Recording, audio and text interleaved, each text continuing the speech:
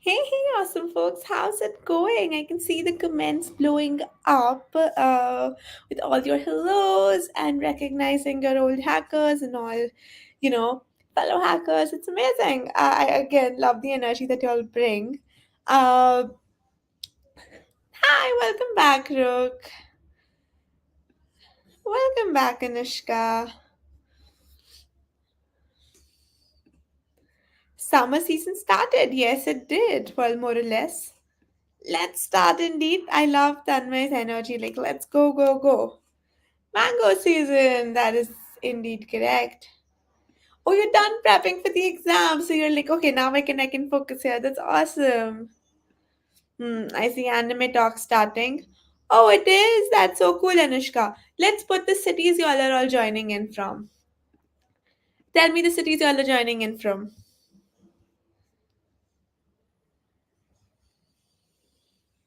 Ashish is based out of Hyderabad. Palasa, okay. Tanmay is joining from Chandigarh. Arshad is in Bangalore. Well, I'm based out of Bangalore almost. Anushka's from Hajipur. Where is Hajipur, Anushka? Please tell me. Pilasa is Ashish's hometown. Rook is from Hyderabad. That's awesome, folks. That's amazing. Uh, Bihar. Oh, you're from Bihar. That's awesome, man. That's really cool. Uh, That's awesome. I am so glad to see y'all are all over the map. I wish we next time do a, live map where y'all can all just update your locations. Maybe I'll build something for us by the time the next GHW rolls around. But this is amazing. I am so glad to see y'all joining in from so many different corners of, well, India for the time being. But then again, I don't expect the world to be joining at this hour. Hi, Sahil. Welcome back. Heat map, yes, we'll do a heat map next time, basically. Uh, great. So let's get started. In case y'all are joining in for the first time, I'll do a quick intro. And if y'all have been here since yesterday, I'm so glad y'all are sticking around. Today we will. Oh yeah, you know what? That's a great idea. I'll probably ask Ryan to add it to the hacker census. Got it. This is 2 hours, and it'll be short though because I don't have a lot to cover, but I definitely want to give you all time to explore. So maybe oh, Midnight Baker is joining in from the US.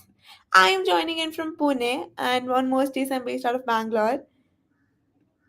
Sure, you can follow along with your Arduino, but we're not going to be doing anything that needs to be followed along. I'll be showing you my favorite simulator. We'll be learning a little bit of IoT. Hi, Indikra. Welcome, Indikira.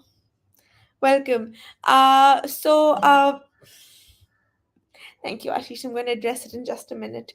But yeah, so we'll basically follow on a simulator for a bit, and then I'll show you my favorite TinyML software, rather application, and yeah, that's pretty much it, man. So we'll make a quick simulator project, run it. We won't integrate ML into it, but what we will do is we'll see how TinyML works, how TinyML is a little bit different from a normal machine learning, and I'll show you this really cool software that you can use to quickly in the sense in less than 5 minutes generate your own models and use some of the models that they've created. Okay, yes, we'll do all of that right now. uh Hi there, Sanksha. Yes, we'll do all of it now. All right, so great. Let me quickly introduce us. Then what I'm going to do is we'll do the intuition exercise that we usually do. Then I'm going to give you all the workweek platform that we're going to be using. Hmm. All right. So, Tanmay, I'll answer all your questions once we get the project going so that others can know what they're doing and have something to do. Okay. So, great. I'm going to do a quick introduction. Hi, folks. Welcome to the IoT with machine learning stream.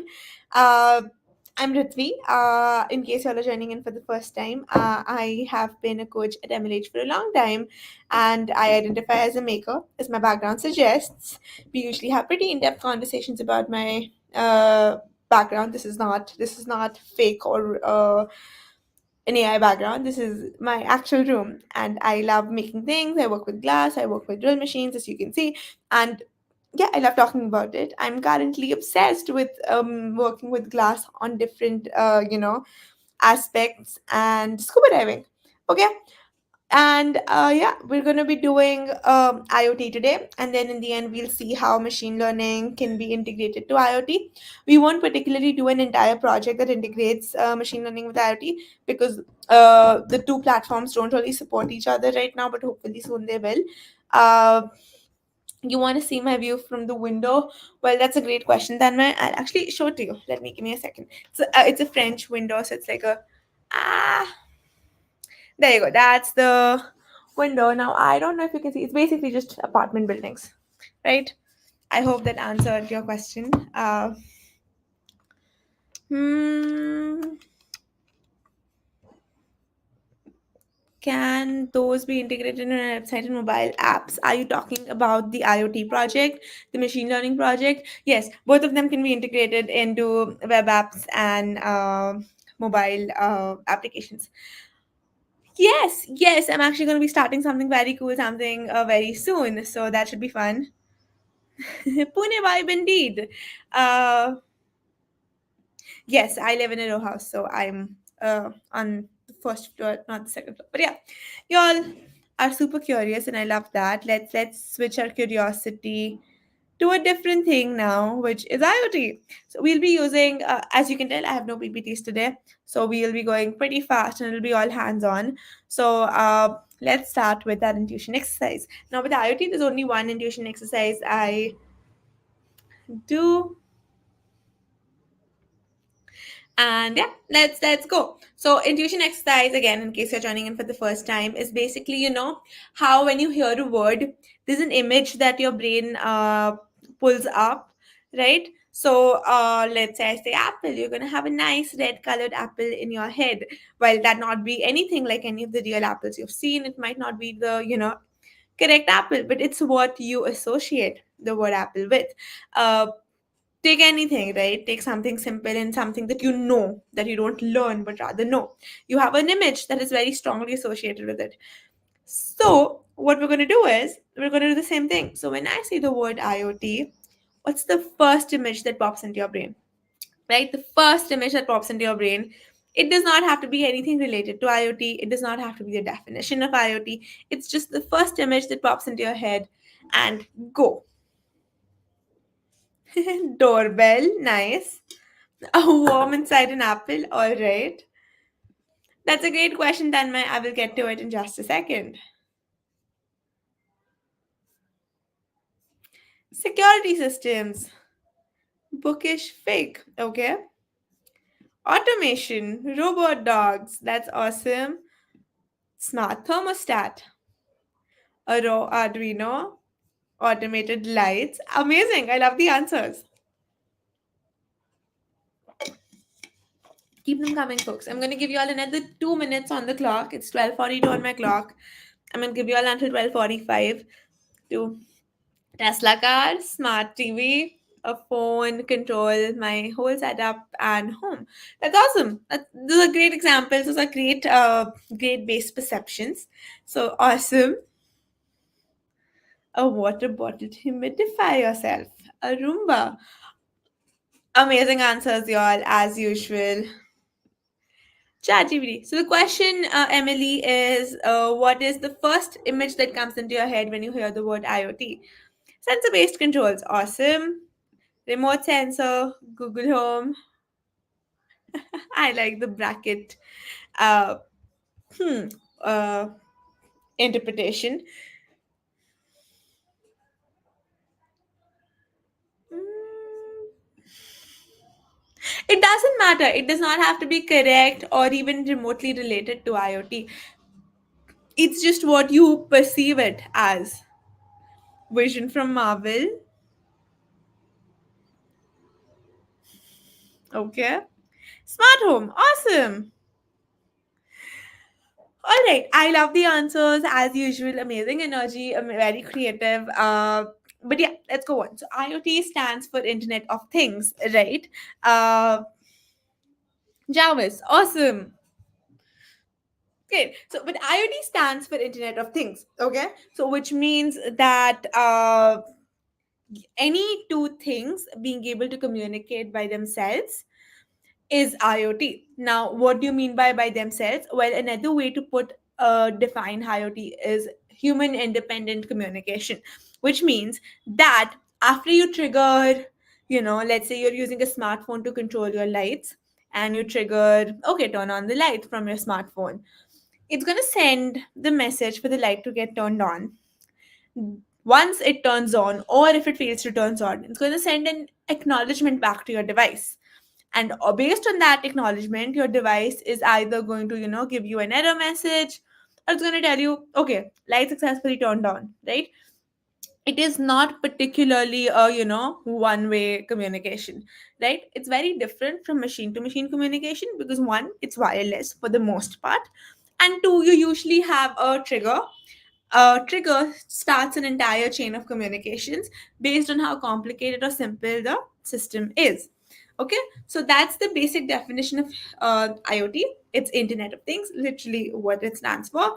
Things connected over internet. What's a thing? Anything that can either be used to trigger the chain of communication, or successfully detect whether or not the communication happened, and give you, well, an actuation. Now this could be a notification or an actual physical movement by either moving a motor, turning on a light, so on and so forth. Make sense, folks?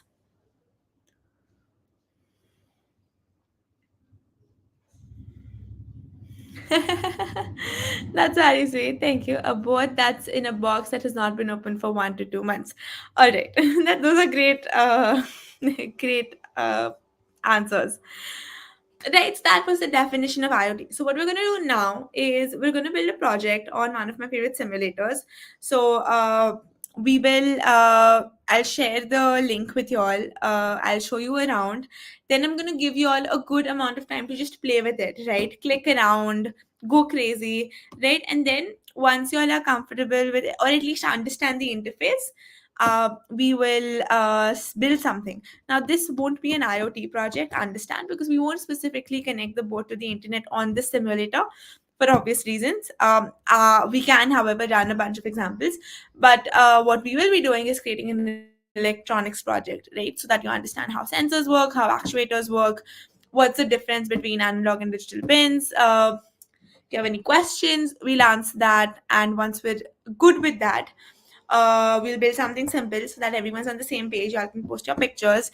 And then we will move on to creating a machine learning model for an IoT device. Now, when I say an IoT device, it usually refers to a microcontroller here. All right.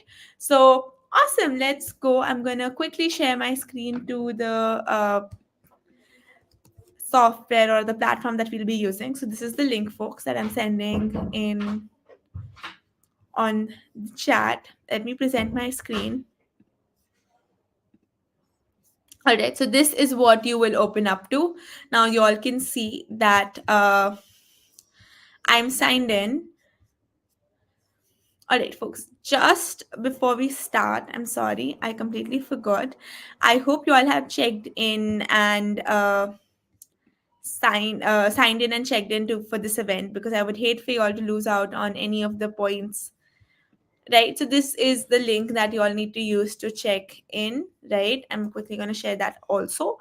Uh, Here's the link. If y'all are on the screen, if y'all are logged in, you all will be able to see your name and profile picture. If you see that, that means you can go ahead and click this. If you don't see that, you all will have to either log in or create a new account, which is a very simple task, right? Once you get to this page, hit register and check in, and you'll be registered and checked in. And when you click on join event, you should ideally be taken to Twitch, right?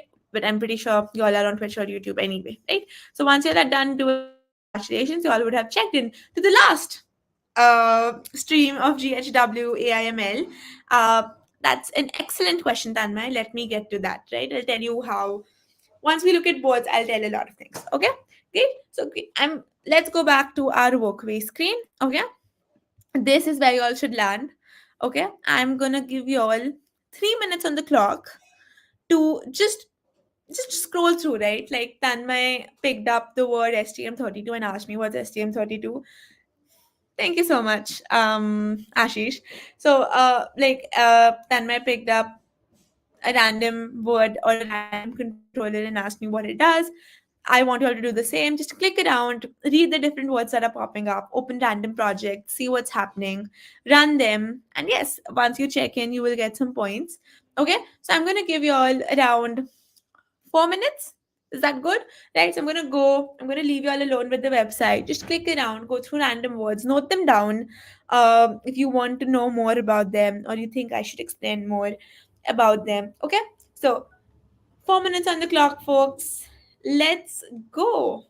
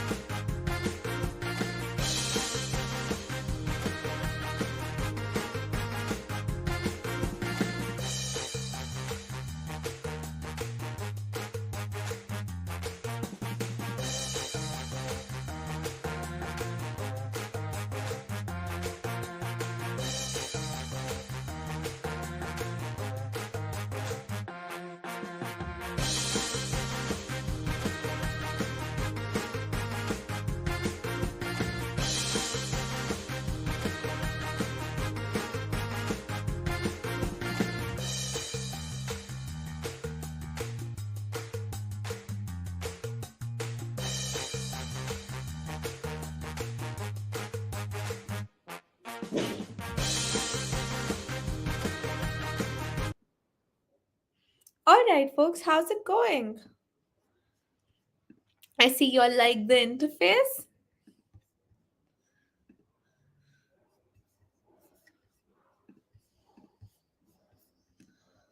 All right, did you all click around? Done. That's awesome. Is there someone still clicking around, going through it? Feel free to tell me, and we'll give you another minute. I'm so glad you like the green Yoshaks.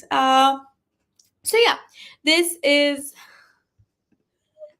that's awesome. Cool stuff indeed. Thank you. I'm glad you all like it. I wish I could take any more credit.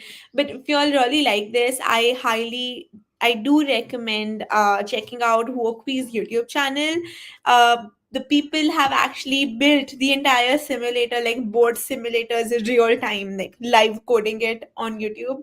So, well, that's a great question, Tanmay. Let me get to it in just a bit. Remember your questions. I will ask you to repeat them. Let me quickly take you through the platform though. Okay, great. So you can see that there are a bunch of boards available. You all mentioned Arduino, and there is an Arduino. So you can use the Arduino here. There's ESP32, there's STM32, and the Spy Pico. Now, there's a high chance we'll be using the boards, one of these three, because all of them support built-in wireless commands protocols, and well, of course they have the module to support that. Arduino doesn't, right? So we'll mostly be using one of these three.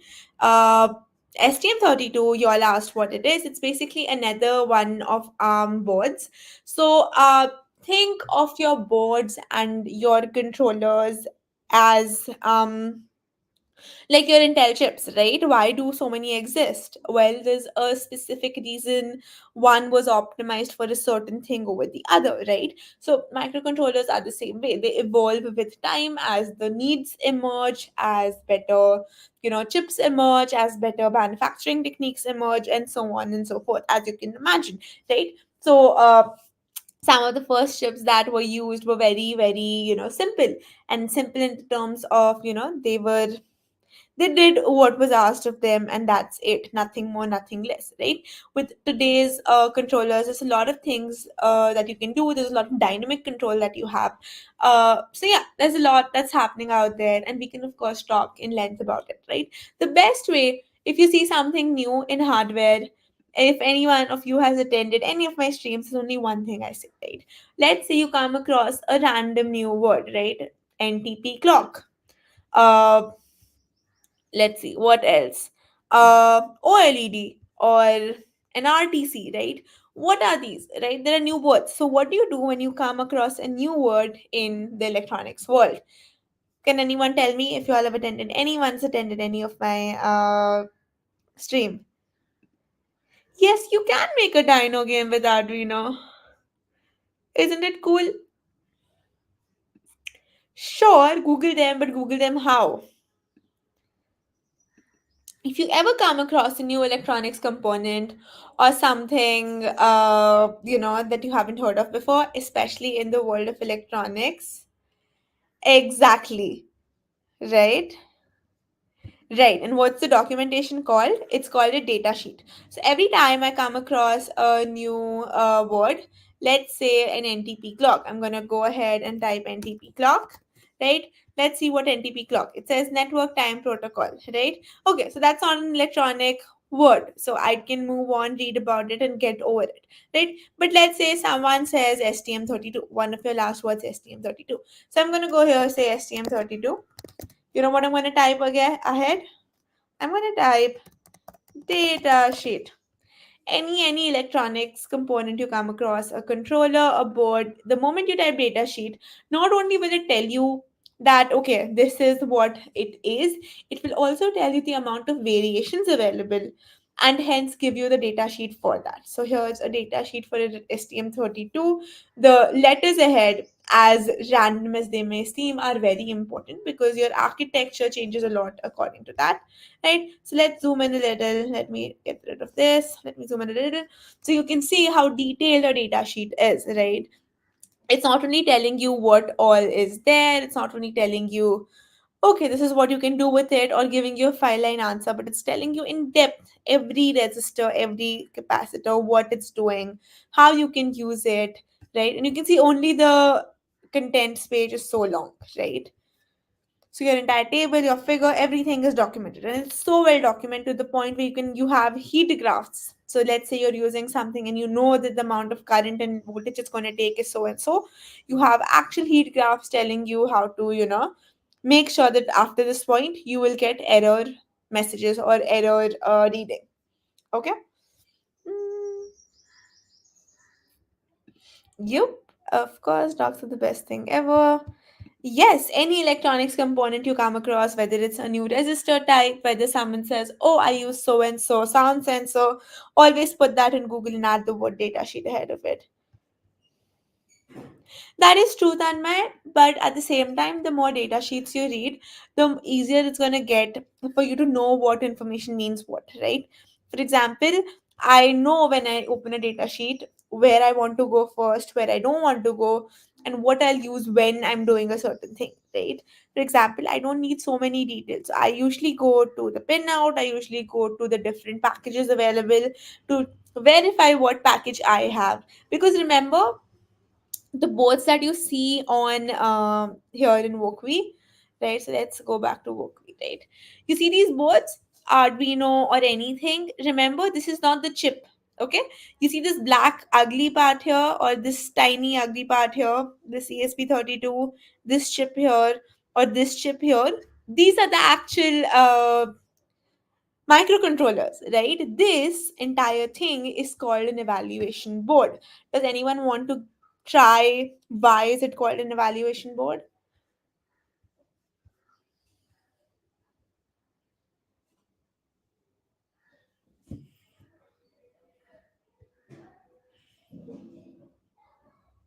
Right. So it's called an evaluation board because, as you can see, this chip and this board aren't alone, right? There is a bunch of resistors, capacitors, LEDs, buttons, USB ports, voltage regulators, and whatnot, right? So if I were to, let's say, look up Arduino Uno, right? Let's go to images. So you can see that there's so much more to it. Your entire chip, this is your actual chip, right? Let's go with the one there. So this is your Arduino Uno chip. The I forget the name. AVR 382P. I remember that, but in case I'm no, right, Atmega 328. There we go. Right? So that's the chip. This is the chip. This is your actual microcontroller. This entire thing is an evaluation board. So why do you need evaluation boards? Well, you can see there's a bunch here. So this is a voltage regulator. These are some nice components here. You have LEDs, resistors, capacitors, USB port, a bunch of pins, and so whatnot, right? You can see there's a lot of routing that's been done here as well, right? So why? Well, because this this chip has a specific characteristics. These characteristics need to be exposed using a bunch of components, right? So let's say tomorrow you're building a project. Well, that's the fun part. It doesn't. None of the boards actually do. None of the boards really expose the entire capability of a chip, which is why you can experiment with a board, but in the end you're probably not going to use them in your production. So let's say tomorrow you all are making a wearable for yourself, or just playing around with one, and you all decide that, okay, I'm going to prototype with an Uno. I want a very simple wearable, right? I don't know if you all have seen Whoop bands. So Whoop bands is this health band with no screen.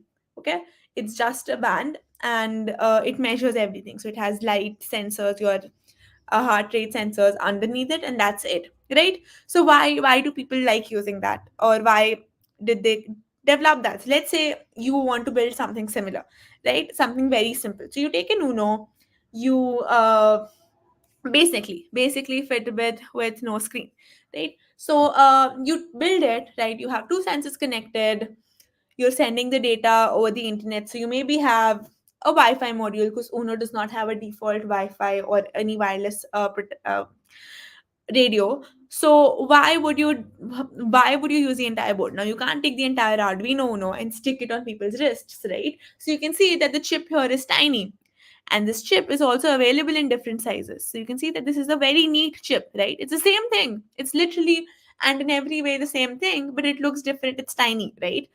Even then you're not going to use this board, right? Because it's still huge, you can't stick this onto people's wrists. So what you're going to do is you're going to take this chip and only build out on your custom PCB what you really want in your device. Okay, so you're going to have a tiny device because you're just going to use the resistors and components to expose those specific pins and those specific features and only use them, right? I like that answer, Emily. Yes, custom PCBs, right? So you're going to build out a custom PCB with the chip because remember, this is your chip, this is your evaluation board. That means it's exposed a lot of features, not all of the features, a lot of features for you, and you can experiment, see which works for the best, and only use those specific features. So let's say that Arduino Uno was this tiny device. Would you still use the entire thing? For the sake of time and to make sure we can get started with our project, I'll give you the answer no. Because remember, every time you add a component and every time you're using even an extra component with your chip, you're using power. The more power you use, the more battery it's going to take.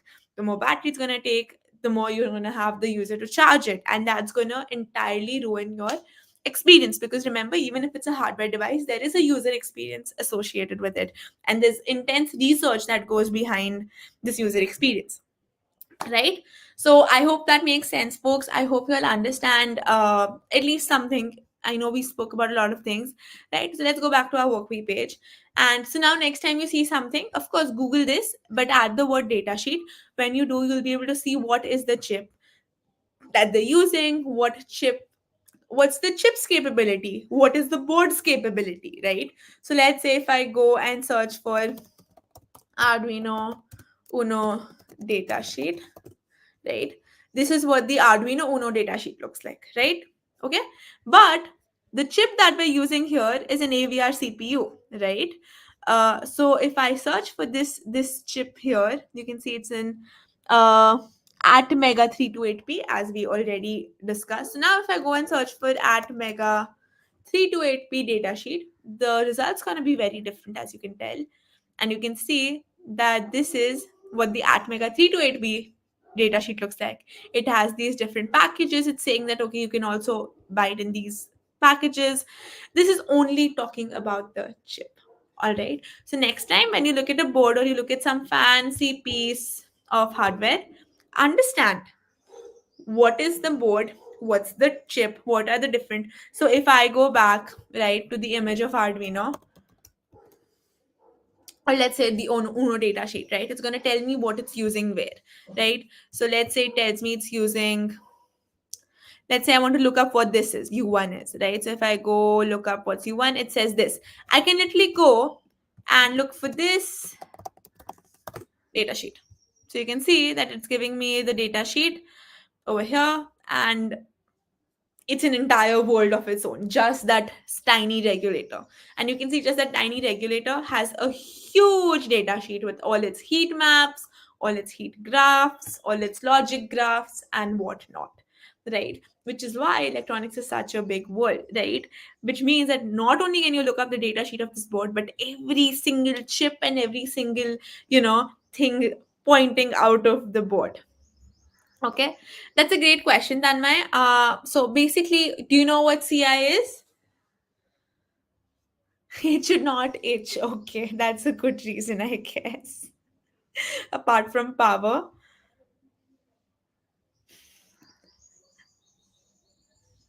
Well, I'm glad you're being able to connect the dots, Emily. So CI stands for continuous integration. Thank you, Ashish, for the answer.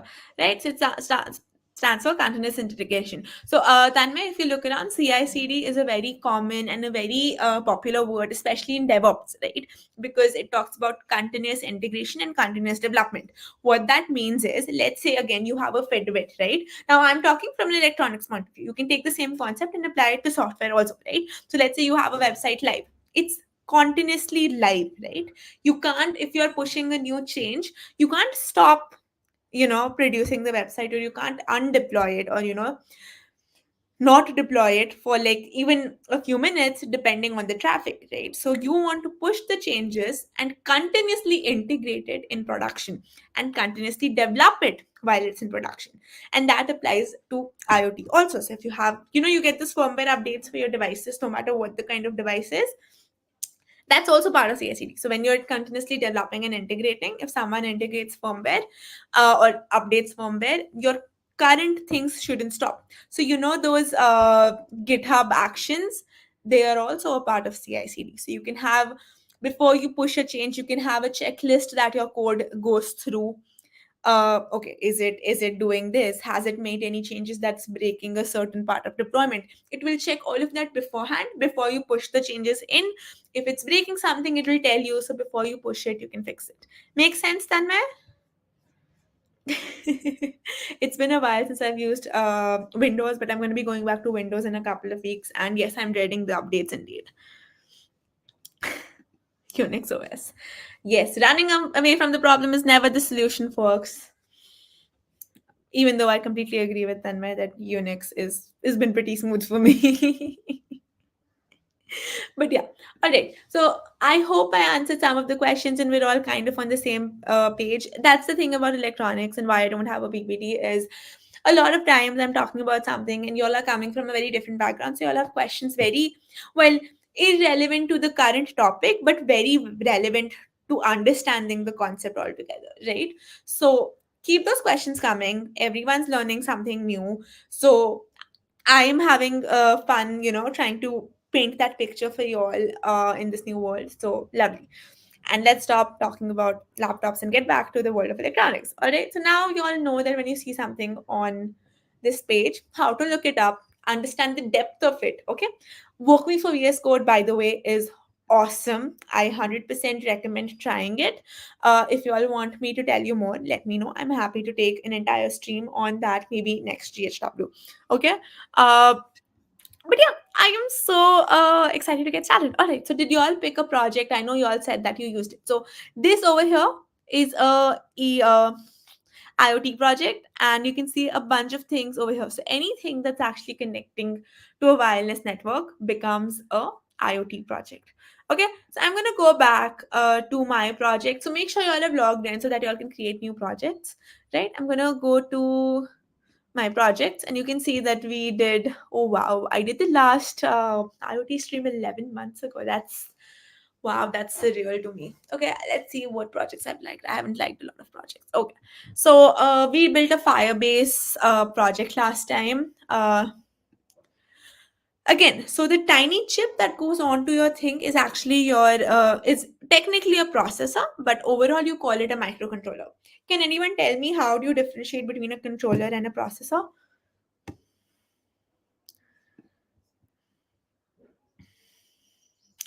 Exactly, Tanmay. Raspberry Pi, the big one, the one that you're talking about, hopefully, actually is not a microcontroller. It's a single board computer. So it's actually a normal computer. It's literally a normal CPU. A Raspberry Pi Pico, however, it uses RP2040, the chip. That's a microcontroller. Can you all, I'm going to give you all 2 minutes. I'm going to have to quickly run out. But take 2 minutes and tell me how, if you looked at something, would you differentiate between it being a microcontroller or a microprocessor? Okay. You all have around 2 minutes. Okay. I'll be back in 2 minutes, folks.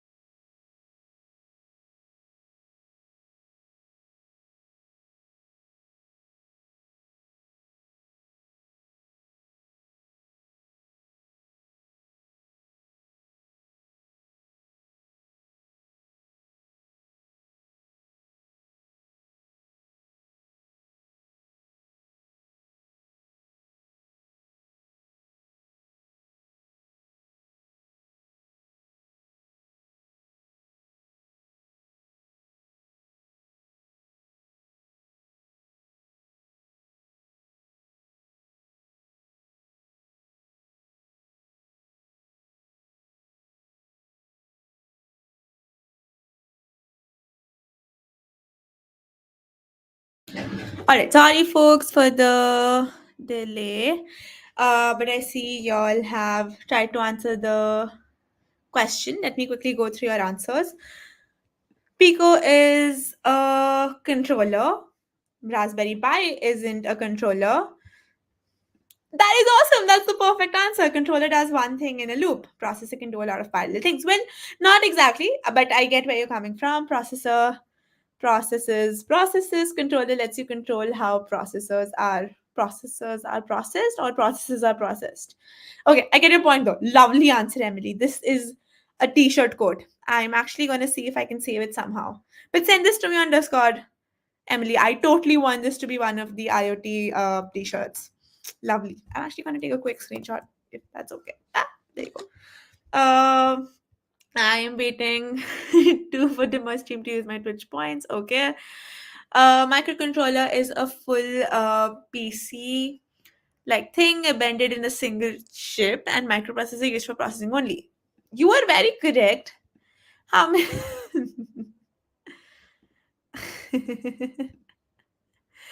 The snow. Wait, where did you see Emily's snow? I want to see the snow. All right. I would love to see your snow in Kira. I love the snow so much. I have 24. Wow, you all really get distracted soon. It's not me, huh? Thank you so much, Emily. Sure. Sonu, we're just playing around with Wokpi. We're trying to understand the difference between a controller, microcontroller, and a microprocessor. All right. Awesome job, y'all. Let me quickly look at the picture that Shimari said. Can you quickly tag me, Shimari, in that so I can quickly find it? I'm very excited to see snow. I'm not someone who does well with cold, so I'm usually okay with just pictures of snow. Because oh man, I'm useless in cold. Oh, yeah, Malvik. I'm waiting for Shimari to. Oh, I saw it. Oh, it's so pretty. Wow. Wow. I don't think I would survive it, but love the pictures. I felt so much FOMO right now as soon as you all said that you saw the picture in the snow. I want to see snow. But cool. So the difference between a processor and a microcontroller, as Ashish very rightly mentioned, is microcontroller does something in a loop. Now, a controller can also do things parallelly, but what we mean by a GPOS, which is a general purpose operating system, which runs on most of your microprocessors. Sorry, not microprocessors, rather processors. Is that you can? It's not expecting anything. Okay, it has it. You can go click anywhere on your laptop, and it will do what you ask it to do. Right? It's just there, like, all right, what next? And a microcontroller, however, runs a RTOS, a real-time operating system. Now, my favorite example to give about a real-time operating system is your washing machine, right? It has a certain time. It's gonna spin the,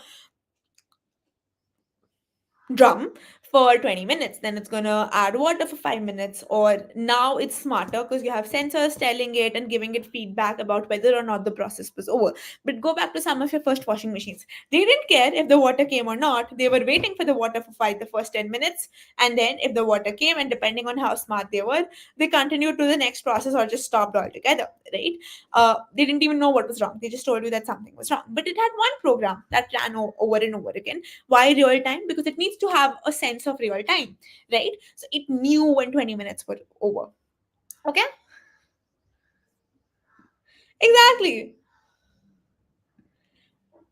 Well, more or less to some extent, right? There's a lot of code and a lot of real time things happening in your laptop also, by the way, because you have a lot of temperature sensors running, a lot of temperature circuits running. You have a bunch of memory code running that's helping you map your memory and make your memory efficient.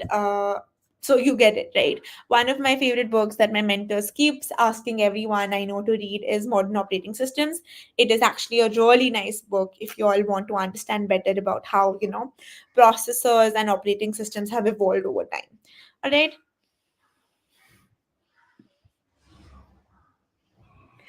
that is actually really cool. You need to be posting more of this, Emily, on Discord and on Twitter. You could be such a good tweeter, or rather an Xer. I don't know, but cool. Awesome, folks. I'm so excited. I love the energy you all have, and I love how the conversation is just going. But cool. So let's get started with our project now. I want to see if any of these projects run, but I will have to see if my Firebase runs for that. But basically, what we did here was we connected our ESP32 to Firebase. And why do you want to connect it to Firebase RTTB? Is because you have a real time connection and, well, data being sent over the internet. And once you get that, you have your first part and the main part of an IoT system ready that you're communicating wirelessly, right? So here's what I'm going to do. I'm going to actually see if I can send you all this project, and I should probably not have my API keys in just displaying on the screen, but then again, I'm pretty sure these things have expired for me also. So I'm going to share this project right with you all. So I'm going to copy, close. I am not running it right now because I know for a fact that my Firebase project has expired and is probably shut down. So I'm going to create a new Firebase project in a bit. That's actually true. So, MongoDB and AppWrite are both very good options as an alternative with the new RTDBs that they're launching along with Firebase. But Firebase, till now, from what I've observed, has the most community support and community people working on it, to develop external libraries. Okay, so see if this works for you all. Just fill in whatever you can. Leave this be the Wi-Fi credentials, but the rest of it you all can change the user ID, database URL. Let me know if you have trouble figuring it out. I'm happy to help you all right. But yeah, this I haven't loaded, so I don't want to waste time trying to get it to run. If you all try it and have trouble, let me know in the Discord or in chat, and I will debug it as we go, right? But the point today is we're going to set up a quick project. So we understand how pins work and so on and so forth. So I'm going to go ahead in my projects, create new project, take an ESP32. I want Arduino. No, no, ESP32. I want Arduino template. Let's run it once. It should do nothing.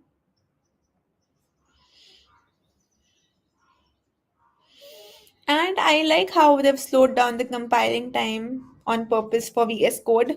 But yeah, you all should definitely check out Workwe for VS Code. It is genuinely awesome. Okay. So by the time Workwe runs, okay, so it did run, which is amazing. So great.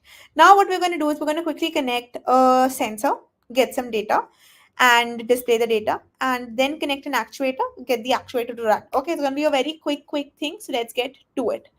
All right. Once we do that, we'll take a quick hydration break and move on to Edge Impulse, which is our TinyML software. Okay, so stop and click on add a new part. So I want a random sensor. So let's go through our paths. We have inputs. I can also use custom buttons to just create a sensor input. I'm basically just trying to simulate an input. So we can do that. Let's see. We can also use an accelerometer. Let's try an accelerometer. You know what? Let's not do an accelerometer because then I'll have to explain what's I2C. While I would love to do that, I don't want to spend more time on concepts that we won't be using for machine learning. So let's get a simple LDR. Perfect. LDR is simple. We have this. So what do you do when you have have you all used an LDR before, folks? Anyone used an LDR?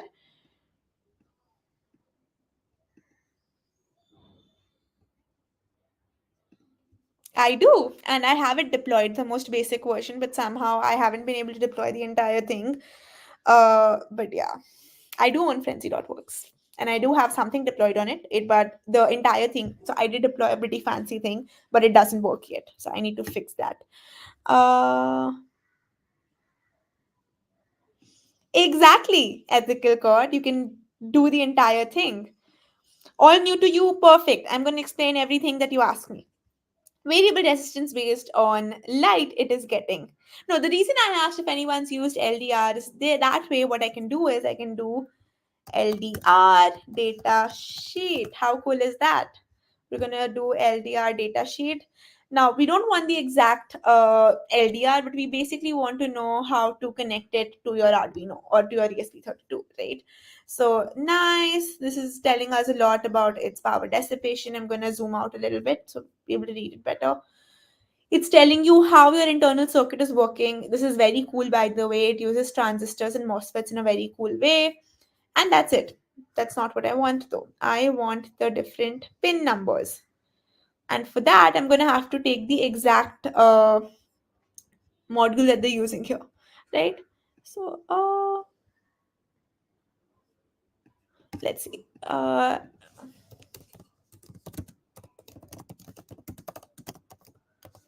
Let's look at a random connection guide.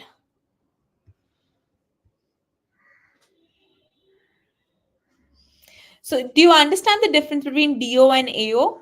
DO stands for digital output, AO stands for analog output.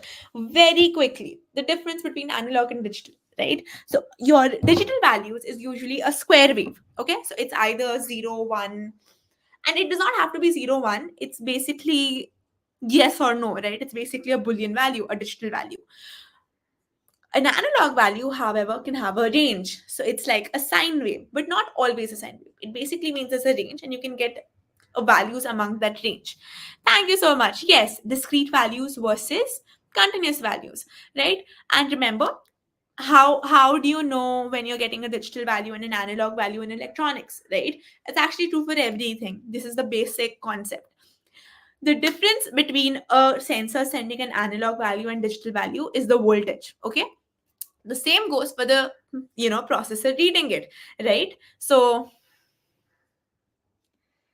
that's actually a very good comparison, Tanmay, but not really. No, see, because you don't have anything in negative here. Everything starts from zero and stays above zero. There's no negative voltage happening, but rather the range of values is changing.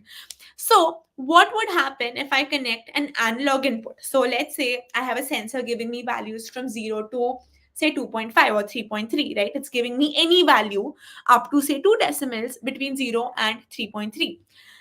And I connect that analog input to a an analog output to a digital input.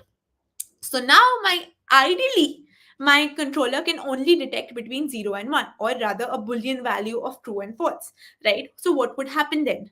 It won't work. That's an interesting observation. Okay.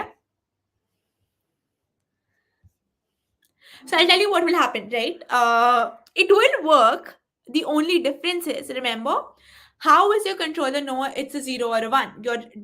Your sensor is not sending a 0 or a 1. It's actually just sending voltage values, right? It's fluctuating between voltage. So if you look at the data sheet of an LDR carefully also, it's basically based on the light changing its resistance, and when the resistance changes, the voltage value increases or decreases, and hence the output is basically either a lower or a higher voltage, right? So if I am expecting a digital value, here's what happens. Your controller ideally considers half of that value. So let's say I have a 3.3 volt circuit.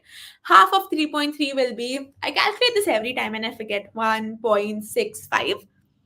Am I correct? Please tell me I'm correct. I am correct, right? So 1.65. So at 1.65 volts, it's going to be the decision maker.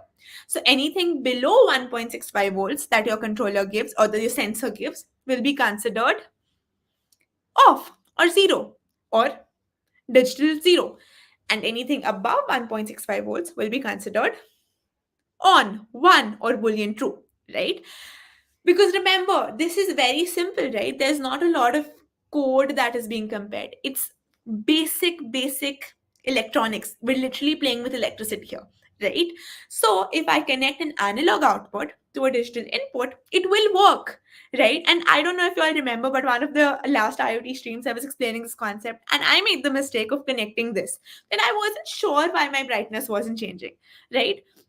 And the same applies the other way around, right? So if I have a digital output and I connect it to an analog input, it's going to work perfectly fine because it's going to give me two different voltages. It's going to either give me 1.65 plus or 1.65 less. So it's going to give me that, and my controller will sense 0 or a 1, because it can't process waves. Right now, if I give a digital input into digital output into an analog input, same thing, right? It's going to work. It's just going to have two different variations. Make sense, everyone? Because it's basically just voltages. So your analog, you're expecting multiple values, but you're getting only two, which is fine. It's going to work. But if you give it a range of values and it's expecting only two values, it's going to give you the nearest one from the half point and give you the matching value and still work, right? Make sense, everyone?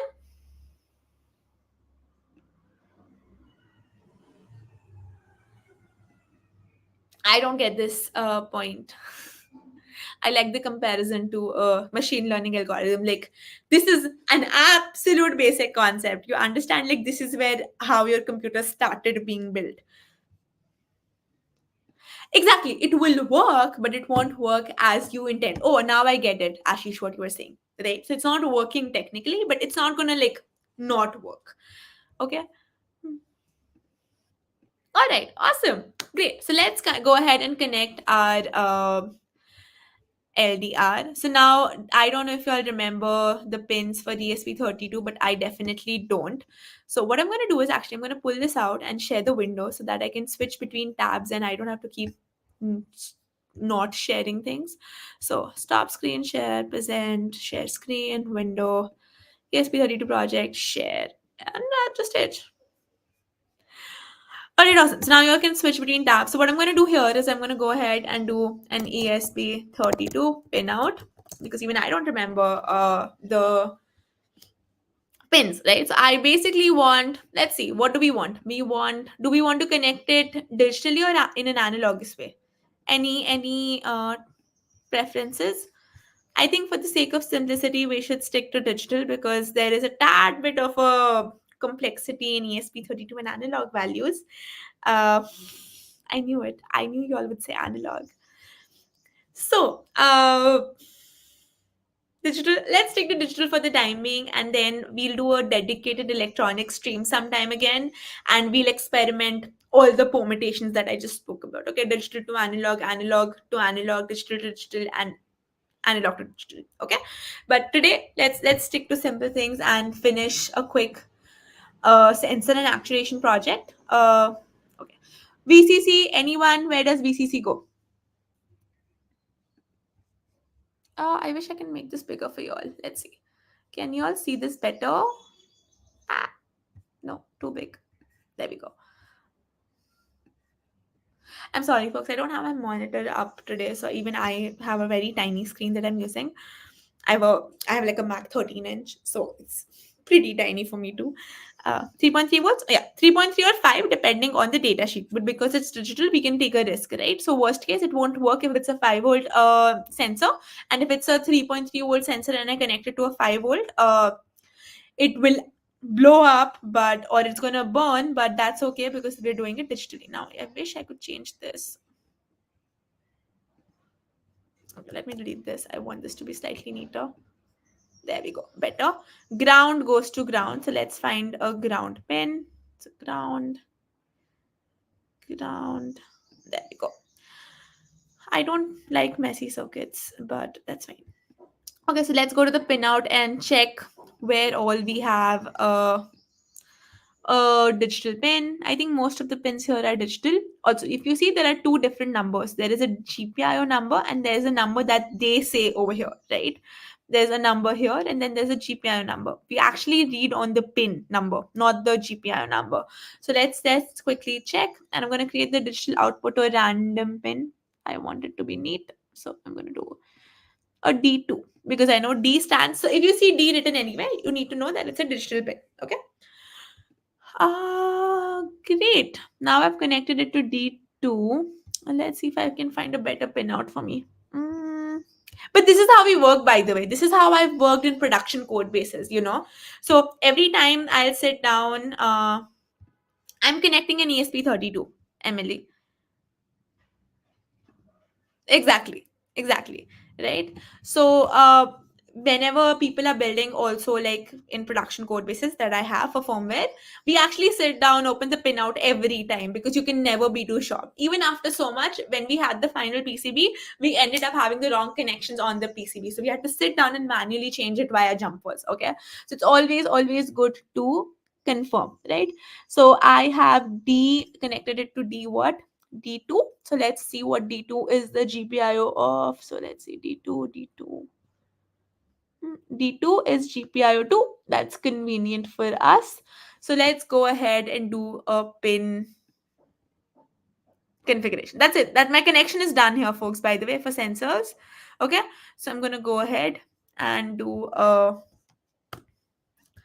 So all your global declaration, by the way, happens before void setup. And in case you all are new to this code, let me quickly explain the code, right? Is the code visible or would you like me to increase the font size? Well, I've increased it anyway for a bit. That's a great question. What's production IoT? Well, your fancy devices, either your clock or so either your watch or any of your smart devices, your AirPod case, even that's all production IoT. Your smart lights, your smart bulbs, those are all production IoT because I am sending the code out and you all are using it. So that's production code. Make sense? I love how you're like, wait, what? Production code IoT? What are you talking about? But yes, that is production code in IoT. I still can't get over the sarcasm. Oh my god. All right. I hope the screen's visible. So you have the void setup. So like I said, like we just discussed, right? Your IoT code or your microcontroller code is basically one code that runs over and over again, right? So even in that, we usually have a setup code which runs once. It sets up everything. For example, your Wi-Fi, your baud rate. Interesting term, can't discuss, don't have the time to discuss it right now, but you should definitely look it up, right? It's a kind of a ratio that you're using here, this ratio that you're setting. uh, Anything that wants to run once is what you put here, and anything that you want to run continuously, you put it here. Now for example, my pin mode, right? So I have to usually declare a pin mode. I don't want to declare the pin mode every time this loop. I can declare it once and let it be, right? So my pin mode here is 2, and what is it? It's input, right? So that's it. And what I can also do over here is I can declare global variables, right? So all your global declaration happens before the void setup. So what's my global variable here? So let's say I do int LDR input. I usually use camel casing. I use camel casing, and you all are welcome to use whatever you all are welcome. What is the value and serial dot begin? See, that's the thing about electronics. The explanations just keep on coming. So this is basically a ratio. Okay, so let's look at baud rates. Okay, I want to show you all very quickly baud rates. So you there's a speed at which your data is sending, your sensor is sending the data, right? And then there is the speed of that data itself. I'll give you an example, right? This is my favorite example, and it takes a while to understand it, but just hear me out, okay? And listen to it before you ask questions, okay? It's yes, except it's not just bitrate, right? So one, you're telling me that I can say hello thrice in a minute, right? So that's your one speed, that I'm saying hello 3 times in a minute. That's one speed. But how fast I say that hello is the baud rate. Does that make sense? Uh, I don't get what the question was, but yeah. Oh, the LDR. Thank you so much, Ashish, for answering. I'm sorry I missed your question, Emily. Okay. So the how fast I say hello is, so I can say hello thrice in a minute, right? So we have, or let's say 30 seconds, right? So 30 seconds, I can say hello, hello, hello, right? Let's say 15 seconds, okay? So hello, hello, hello. But how fast I say hello is also another speed, right? So I can say hello, or I can say hello, right? So how fast that itself is being transferred is another type of rate, and that's your baud rate, if that makes sense, right? So Yes, your sensor can send, let's say, three data points. uh, I love this example. Exactly, right? So there's one that is your sensor rate, and then there is your bit rate, but this baud rate specifically, it does not have a unit because it's a ratio. Okay. So a ratio means that you're telling the sensor or you're telling the controller, hey, this is the speed at which this will be coming, so make sure that you run your reader at this rate. What happens when you don't have your baud rates matching is you get garbage values. You will get values, but the data being sent will not be able to match the data being read. So you'll read the wrong points and you'll get garbage data. I hope it made sense. I know it's a tad bit tricky, but you'll get to it. The more you use it, the better you get. Okay, so you can see. So the baud rate is the rate at which information is transferred in a communication channel. In the serial port context, 9600 baud means that the serial port is capable of transferring a maximum of 9600 bits per second. So if the information unit is one baud, that is 1 bit, then the bit rate and the baud rate are identical, right? So exactly, it's basically you're matching the ratio. Okay, I hope that made sense. It's a tad bit of a tricky concept, but you'll get it. Okay, so that's what your baud rate is. You're telling that this is the rate at which expect data. Okay, now if I declare LDR input as 2, I can use instead of 2 the variable that I've created. Okay, there we go. Okay, now I want to display the data, so I'm gonna read it, right? So let's create a new variable here. Let's create, it's a digital value, so let's create, we can actually create a boolean. uh Bull is equal to, sorry, bull LDR value is equal to 0 by default. Or if you want to be more sure, you can take an integer value, put it to -1. That's how you do it to see if you're getting any input in the first place. But because we're taking a boolean, we'll just let it be. Or you can just declare it and let it be also. Okay. That's your bull LDR value. Let's go here. Let's go here. LDR value is equal to digital read, right? What's the pin that we're reading? We're reading LDR input. So gonna do LDR input, and that's it, folks. Okay, and now what I'm gonna do next is I'm gonna go ahead and do a serial dot print.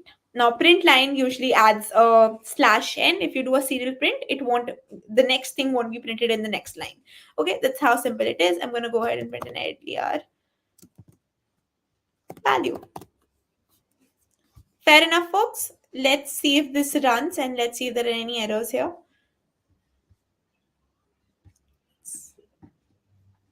So we're getting 0, 0, 0. Now what I can do here is,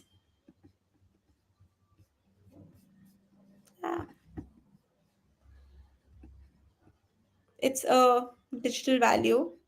So I can go ahead and change this.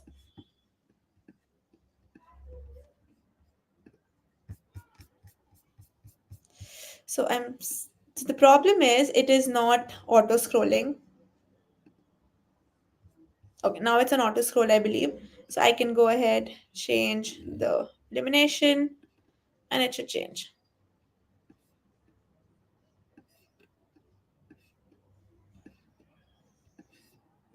If it's not changing, that means we've connected it on the wrong.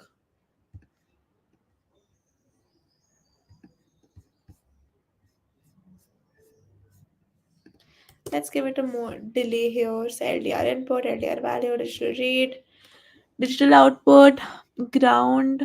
Okay, let's connect this. Stop.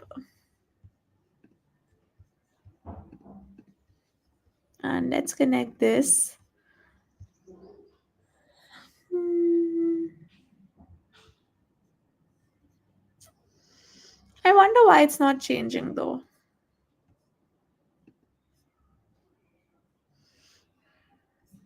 It ideally should. Let's go again. I just want to see why it wouldn't. Serial dot print line, delay, LDR input.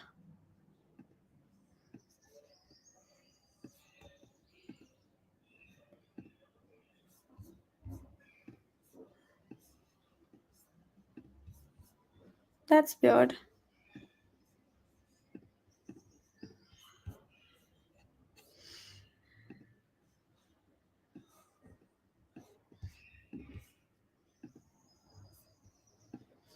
Mm.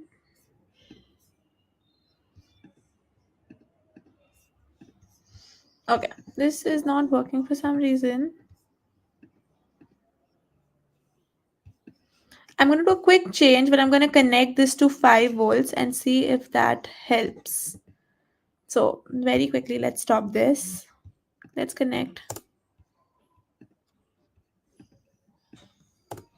and connect this to 5 volts. Okay, and not the neatest circuit, but let's see if that helps. Okay.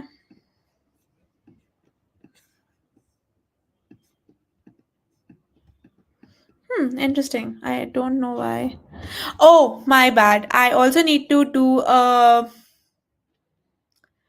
need to declare somewhere that it's a digital pin, but I did do it, right? It's an analog.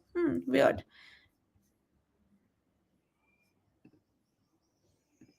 Is it that so? Let's look at the pin diagram again then. If that's the case, let's look at ESP32 pin out. We want D2. So let's look at D2. D2.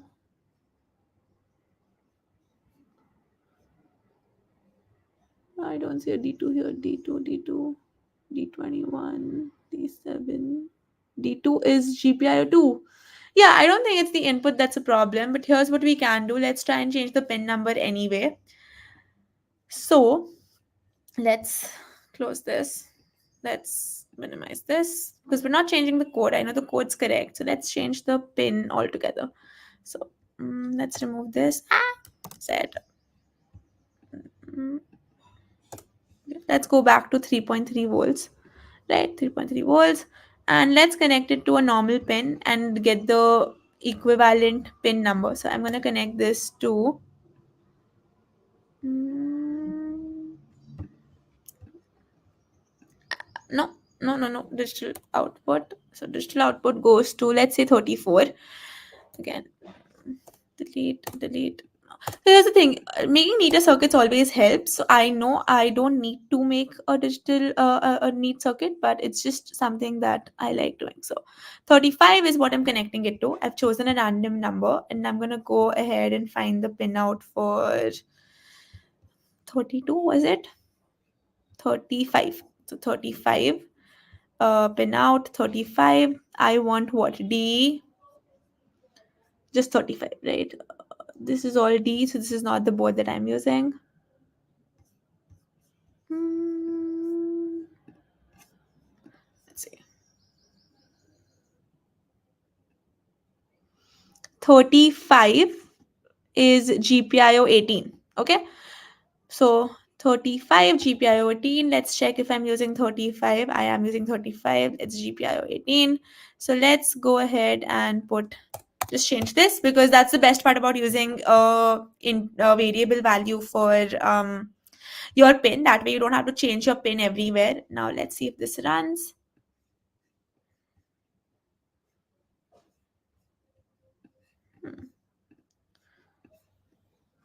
Nope, still not running. Weird.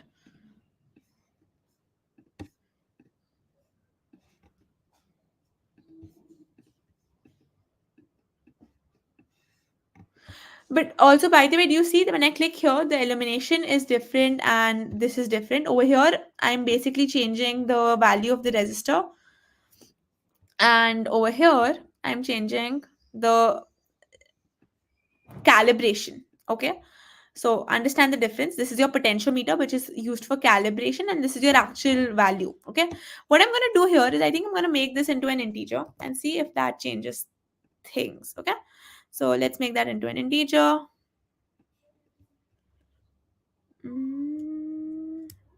Save, cancel, and let's see if this changes things. It shouldn't really, because we were getting a boolean value.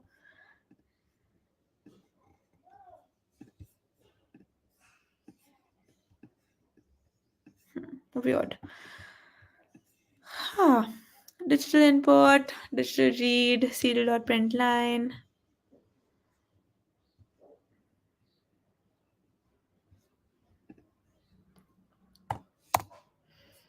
equal to 1. Pin mode, LDR input is input. Hmm. I wonder what's wrong. This should have worked. Let's try this again.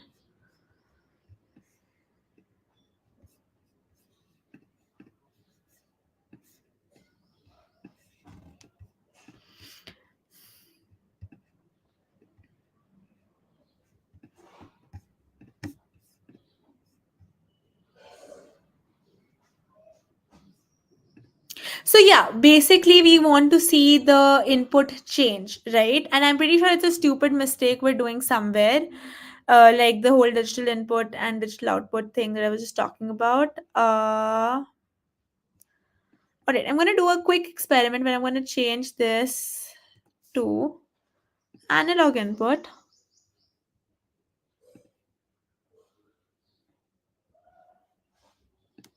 be 35. I'm going to make this, I'm going to keep this integer. I'm just going to make this analog read. Yeah, so it's going to be analog read. Okay. And let's see if this changes things.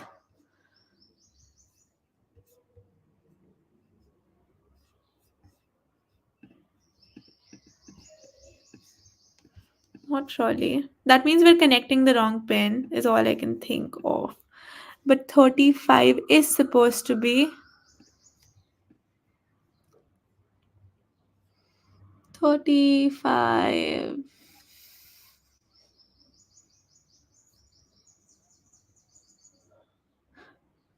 D18, and that's what we have, 18 for 35. You know what, let's try 35. I'm pretty sure that's not, you always take the GPIO pin, but I don't know, honestly I don't know what could be going wrong here. There we go. So that was what was wrong. So let's change this to 35. Let's change this back to, so before I change anything, let me show you how the value changes. So you can see that the value is changing. The more you go towards the left, the higher your value. So what's happening is it's asking us to use the pin on the board. I think they've made the simulator do that so that it's easier for us to use, but usually you use the GPIO pin. Okay, you always use the GPIO pin, especially in real time. So let's go back and make this digital, and because we just want 0 and 1, right? So this is going to be digital. That's it. That is it. Everything else remains the same. No, and run. Okay.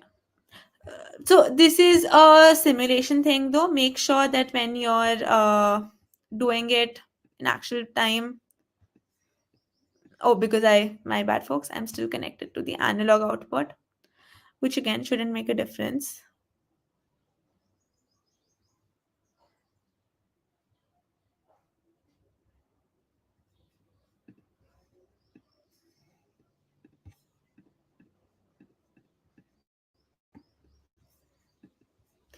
So I'm going to again stop this and connect this to 5 volts so that there's a more voltage difference in 0 and 1. 5 volts. Mm.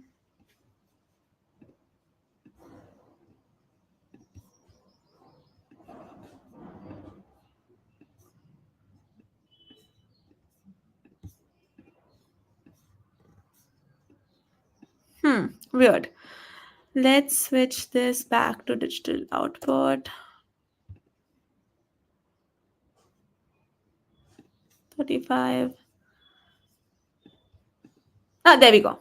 So digital output needs, so this did not work. Again, it's a simulator thing because your simulator is not going to let you do anything of a wrong practice. But in real time, if I did connect analog output to the digital pin, it would have worked. Okay. So, so sorry for the confusion, folks. Again, in case real time, it won't be 35, it will be your GPIO pin. The simulator wants you to put the pin, however, on the board to make your life easier, of course, which is a great feature, except I should have read the documentation before going ahead with this. Okay, so great. This should be working for y'all. In case y'all are having trouble making this work, let me know. So D2 pin will remain pin 2, or let's see. Let me quickly check. Let's see. Where's my thing? D2 will ideally become. So if 35, okay, D2, 22.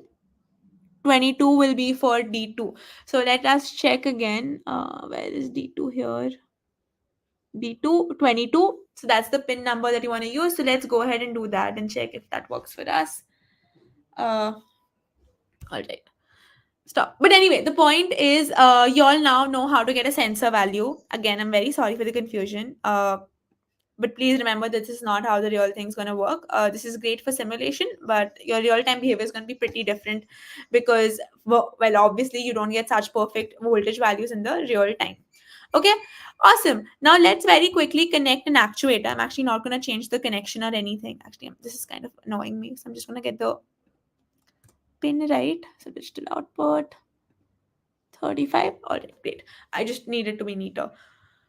Okay, awesome. I have it connected to 5 volts for the time being. It's so if you're not sure, if you're not getting a value, always expanding the range helps because that way there's a lot more variation that the controller can detect. Okay. Uh, Sure, Ashish, go ahead. I would love to see something cool. But let's quickly connect an actuator. So every time there's a zero, let's close the light, an LED, and if it's one, let's turn on a light. Okay. So I'm gonna get an LED.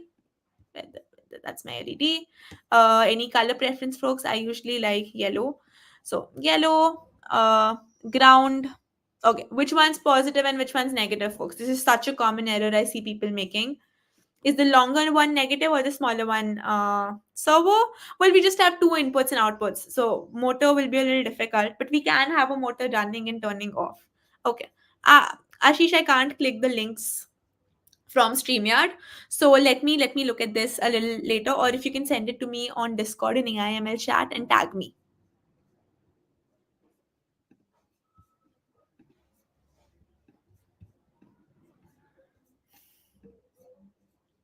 Smaller is negative. Sure, Mickey, we're just getting our controller project up, and then we're going to move on to getting our tiny ML projects up. Long one's positive, great.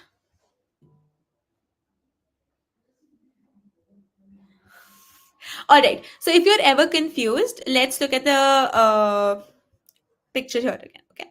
So if you see it, one says cathode, the other says anode. Which one's positive and which one's negative? So the cathode is usually negative because that's where all your positive ions go if you remember electrolysis, right? So cathode is negative because that's where oxidation happens, and your anode is positive, right? And that's the longer one, as you can see, right? So you all were right. So because this is bent, that means that's the longer one. Okay. So anode goes to positive, cathode goes to negative, which means your cathode over here is going to go to ground. And I see a ground right here. Perfect. Let's take it here and let's rotate it so that it looks nicer. And I'm going to very quickly connect it to a random pin. So let's go for 19 because it again looks neater. And over here again, I'm going to do a pin mode. Pin mode. And over here I want LED pin as output. Right now we're giving output to that pin, right? I'm also going to quickly declare int LED pin equal to, what was our pin? 19, I believe it is 19, so that 19. Okay, LED pin is 19, and I'm going to do a quick if else. Okay, so if what LDR value is equal to 0.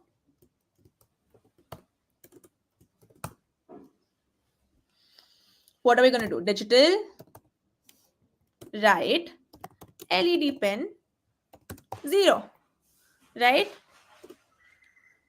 Else if LDR value is equal to 1, digital write LED pin 1. Okay, and over here you can also use low and high, right? So you can go for low and high. Okay, let's use the official terms. Okay, we'll also have an else condition. Else print, sorry, serial dot print line neither. Now there'll never be a neither case, but it's always good to have an else code. Okay, because our pin is either going to give us a 0 value or a minus value. Okay, or sorry, a 1 or a 0 value, right? So let's start the code over again. Okay, I am not on StreamYard, folks. So if there's comments coming, I can't see it. Small is negative. Welcome to the stream. Welcome indeed, Mickey. Working. Awesome. Tanmay is done. That is awesome. Ashish is also done. If anyone's still following along, let me know. I'm happy to wait. Okay. So let's do this again. We have 1. So let's see if the LED turned on. It did. I'm just going to actually make this bigger. Let's minimize this. Actually, we don't need the code for the time being. So let's do this and get this here a little bigger, and let's click here. Just wish I could see the LED. Let's bring the LED. Pause. LED. Let's stop actually. LED down here so that you can see the thing running. Okay, I don't want this. And let's do this. Right? So 1, it's on. 0, it's off. 1, it's on. 0, it's off. Make sense, folks? See what's happening? We're basically doing actuation based on the sensor value. Now, what happens in an IoT thing is based on this sensor actuation or any trigger activation, instead of an LED lighting or along with an LED lighting, you'll be sending data across the internet. Okay. So I've shared the project link with y'all for Firebase. Y'all can go ahead and try and just replace it. And if y'all want help, let me know in Discord. I can take a session outside GHW, and we can just hang out in Discord whenever y'all want and complete it. Okay.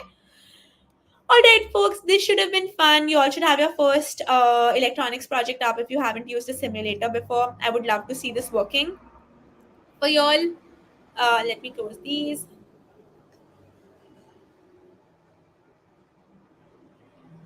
Yes, you can. So instead of the digital input, if we take the analog input, you can map the digital analog input to the brightness of the LED and change it. How fun is that? Right? Yes, unofficial hacky hangout, right? I don't have any digital hackathons coming up, unfortunately. So yeah, analog signal, exactly, right? So you'll map it to it. All right, folks, another really cool thing. So I'm gonna give you all it's 2:04 in my clock. I'm gonna give you all exactly 5-ish minutes to play with this. Okay. Uh, change your LED color, change your LED potentiometer, change the calibration. If you want to change the pin numbers and see how that works, maybe let's do one last thing here where I can remove the 5 volt and connect it back to 3 volts. If you're joining in right now, what's happening is there was an issue earlier, and we just checked. So it works with 3 volts just fine. That is great. Let's remove this down and let's get this. And there you go. So it's still working. Awesome. So I'm going to give you all around 5 minutes on the clock to play with this and post your pictures on Discord. I would love to see what you all are up to. Okay, I'm opening Ashish's project. Yeah, Ashish just sent.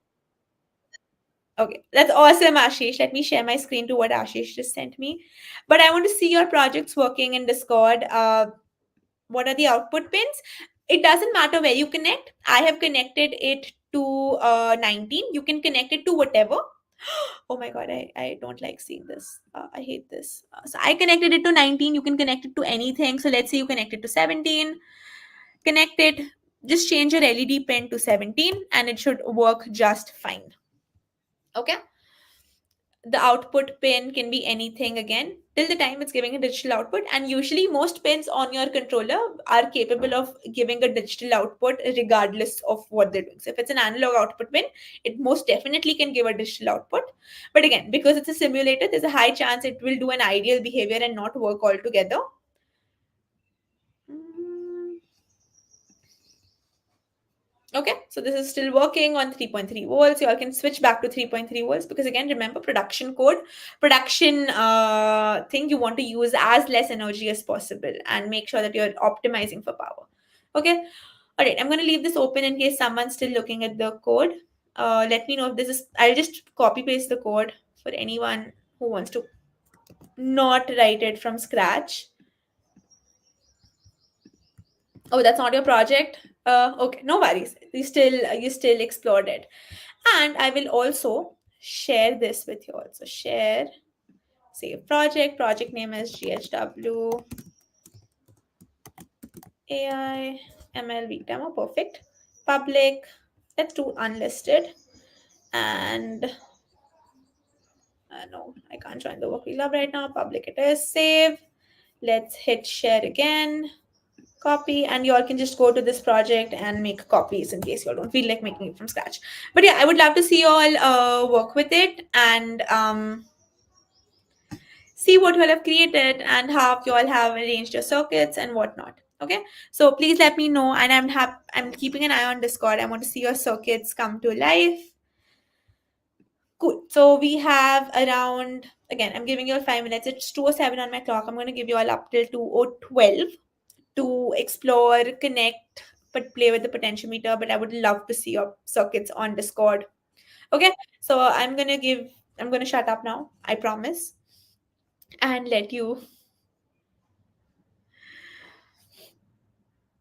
You did. Let me check. Let me quickly go back and check. Tanmay, can you tag me again? Though I'm pretty sure I missed it because I haven't seen any tags in AIML channel. Tanmay, is that where you tagged me? Thank you, Ashish.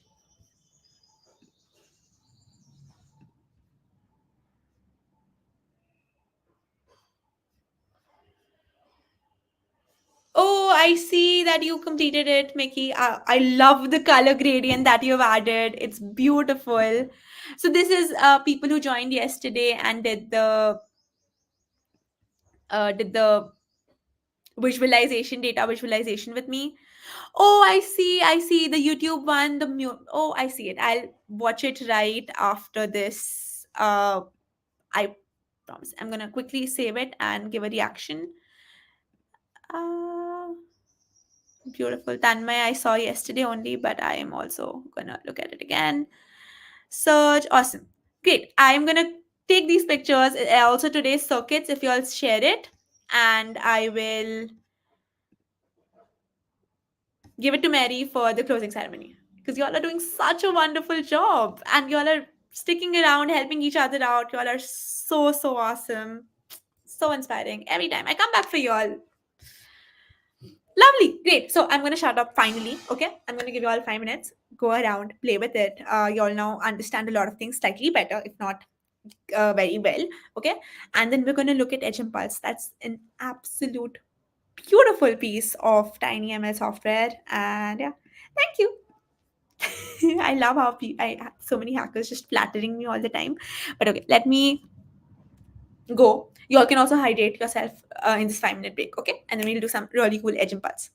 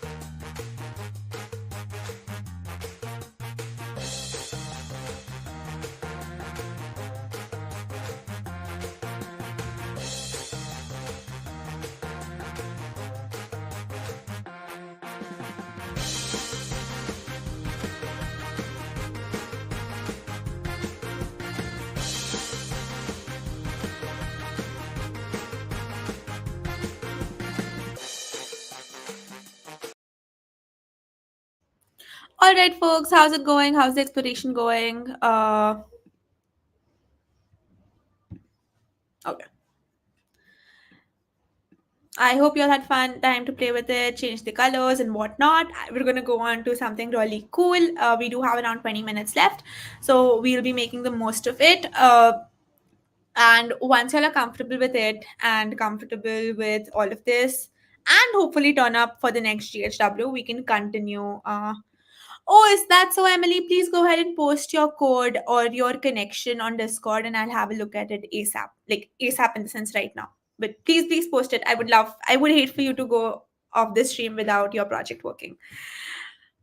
Again, Emily is so inspiring. I don't think I spoke about Emily in this stream, but I'm going to give Emily a break. So inspiring. All right, let's go back to this tab and look at TinyML. Why TinyML? So TinyML basically stands for, well, machine learning, but that's tiny to split onto small low-powered devices, right? So it's basically a subset of machine learning on the edge, because always your IoT device, well, not always, but for the most part, you want your entire machine learning, especially on an embedded device, to be able to work on the edge, because you can't always send data back and then get it again and then decide, right? So you want it on the edge to be quick and whatnot, right? So let's see, Emily, I'm still waiting for your diagram in Discord. I'm checking it every other second. So what's my favorite TinyML? My TinyML platform, as you can see, there is a bunch of things that you can do, is Edge Impulse. So let's look up Edge Impulse. Right, this is so amazing. They do such an amazing job. You can see they have a Coursera course as well. Has an entire page on it, and it's beautiful, and you'll see why I love it so much. Okay, so this is Edge Impulse. You can see they're used in production code bases already. Yes, IoT has production code bases. I still can't believe it. That was something so weird to y'all. Have you all heard about the Aura ring? It's similar to the Whoop that we spoke about. No screen health band. It's like a health ring. Okay, it's actually very cool. So you all can look up these companies also and see what cool stuff they're doing with ML and IoT, right? But they're basically tiny ML models. So why do I love it so much? Is because you basically have to know nothing about ML to get it working. So you see, I just told you about Aura, right? This is how it looks like, and it helps you boost your sleep quality. Okay, and you can actually, oh, I like this. They have a clickable thing. So these people have built a smart grid monitoring system for, you know, again, production based with Edge Impulse. Then there's no labs that have increased their accuracy of bio RFID. Again, you can say that mostly they're all medical usage. Oh, these people increase their production line efficiency with Edge Impulse, which is basically TinyML, right? All right. One, I want you all to open docs on one side, projects in another tab. University you all can open later. I want you all to go into solutions and click around whenever you get time, not right now. Right now, however, we're going to click on login, and I am already logged in, as you can see, but you can also have custom ML blocks. We won't be doing that right now. We want to go to projects, okay, and docs. So you can see this, they have beautiful documentation, as you can tell. Projects overview, these are things people have created, and you can use them right off the box, right out of the box. And I'll tell you why I love this project so much. So if you all are on the same page, let me know. You have the long ESP. Ah, you have the wrong ESP model. Because your memory and your power is very less, right? Your normal model is ideally something that runs on a CPU or a GPU, and very high powered devices, because you can give them like multiple amps of current, right? Over here, it's supposed to be a tiny device. Not just that, it's usually supposed to last a long time, and sometimes in very remote places, right? A lot of times you want to, maybe throw it out in a forest and, monitor plants, monitor trees, monitor animals, monitor their movement. So you want it to be extremely uh resilient, right, as a device.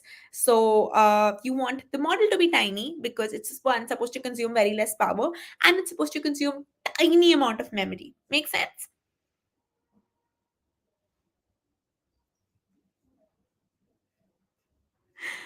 All right, that's yes, done. We'll definitely do it.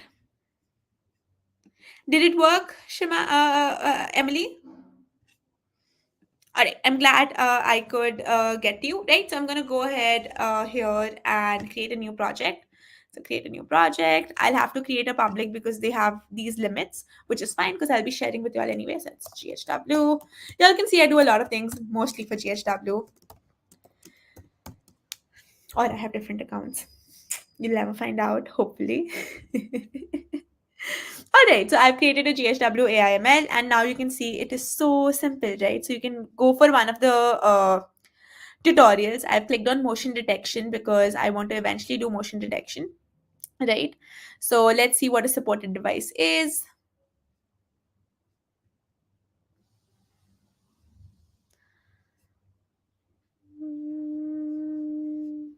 So you can see these are all the supported devices, and it's a pretty exhaustive list. I'm going to go back though, and I'm going to say that we have a data forwarder, we have Edge Impulse. You can download the data forwarder, which is pretty cool. But today we're going to use the mobile phones because it's very simple, right? So you see there's an iPhone connected, and I'll be using my own phone too to connect, right? So let's do that. Okay, let's go back to our dashboards. I hope my screen's visible. I have a feeling I haven't shared my screen, have I? Oh, it's shared. Perfect. Myself logged in. Let me quickly share the. Oh, I know, right. I'm going to share this. So, Edge Impulse, copy link address. If you go, I'm going to open a new tab. Click here. Right. So, once I click here, it's logging me in because I'm logged in, but you can go ahead and make yourself an account very quickly. It's a very simple process. Uh, Okay, so that's an excellent question, Tanmay. Yes, your sensor can detect motion, but when we say motion detection, it's not just whether or not it's a motion. The ML modeler is going to tell you what kind of motion it is. Makes sense? So you're going to use the sensor initially to detect different patterns. So let's say I have a motion detector which gives me a certain amount of values. I'm going to move it around. Say I want to detect a square, right? So I'm going to keep moving in squares and different shapes of squares, different sizes of squares, different shapes which are not squares. Take that data, label it, and then use a model to ideally be able to detect not just that whether or not there is a motion, but what kind of motion is it. Does that answer your question, Tanmay?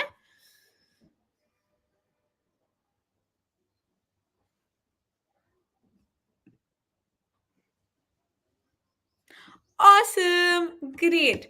All right, so cool. I'm gonna go back into my project. I actually opened this for you all to be able to log in.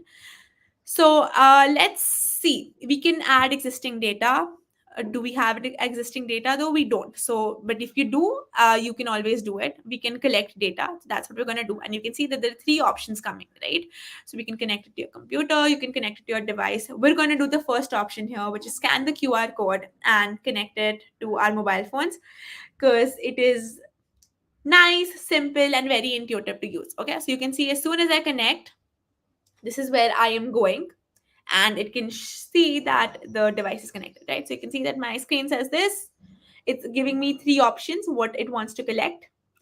And here, so I'm going to give you all a minute to get on the same page, connect your phones. I'm pretty sure it supports both Android and iPhone, and I'm going to wait here for you all to get on the same page, depending on who else is following. So if you all want me to wait, let me know very quickly. Okay,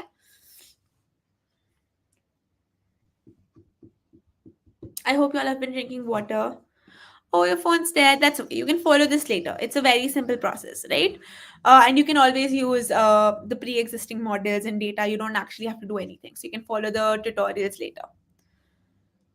Okay, great. So over here we are for this, if in the interest of time, I'm going to continue. But in case you all have questions or you all get stuck somewhere, you all know the drill. Ask, and I will make sure you all are on the same page, right? We don't leave people behind here. Okay, awesome. Let's do get started. So I have this screen on my phone. I should have been better prepared. I usually have a second phone for anything on my desk, second camera for anything on my desk. But I'm going to click on collect motion. Okay, so I clicked on collecting motion. This is what's happening. Now it's going to ask for permission for my accelerometer. So as soon as I click on start recording, it's going to do that. Okay, so now it's just going to keep collecting data as I click on start recording. So I can do, different motions,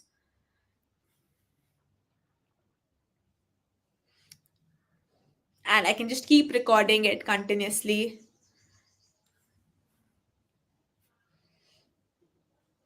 Right, and I'm going to do a bunch of more sampling. Right, so this is going to detect whether or not my phone is shaking. So you can see that when I do start recording, it records, and I'm going to move, and I close my phone. Right, so again, I'm going to click on start recording. Ah, now it's recording. I'm going to move my phone, and it's going to be done in the second, and it's uploading the data. Right, so you can see as I'm doing it, my screen here is also being updated with the data. Right, so I'm going to click on the label. Right, so edit label. I'm going to make this shaking. There we go. And I'm going to do edit label again, shaking. Let's copy this because we'll be using this a lot. Edit label,